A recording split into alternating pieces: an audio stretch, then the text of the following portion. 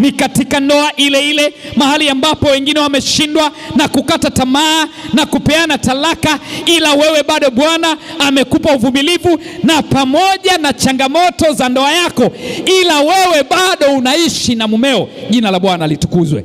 Bwana anataka ujue kabisa ya kwamba ni katika maisha yale yale ya kuwa na watoto walaunga, ya kuwa na watoto walevi, watoto wako wakiwa katika jamii hiyo hiyo, ila Bwana amewafanya watoto wako kuwa wa maana. Maana vita yako Bwana amesimama upande wako. Unadhani hauna sababu ya kumtumikia? Unalalamika ya kwamba unahangaika kwenda kufanya kusafishwa figo na unalipa gharama, ila kuna watu walikufa maana hawakuwa na fedha ya kwenda kusafishwa figo. Wewe ni mwaka mzima unafanya hiyo tiba, ila Mungu hajawahi kuacha kukupa fedha ya kwenda kufanya.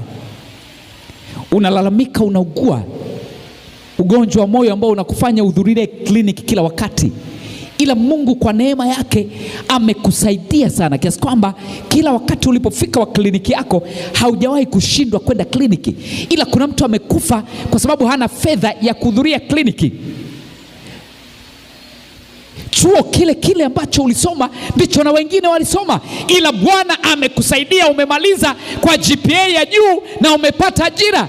Ila hata hivyo haujui ya kwamba hata GPA ulionaye wewe ni ndogo kuliko walionaye wengine ambao hawana kazi, ila wewe una kazi. Nataka niwaambie marafiki, mchana wa leo kuna vita ambayo Bwana amepigana kwa ajili yangu. Kuna vita ambayo Mungu amepigana kwa ajili yako. Kuna vita ambayo umeshinda, ambayo wengine walishindwa, ila Mungu alikuwa pamoja nawe, na hiyo ni sababu ya kumfanyia Bwana kazi.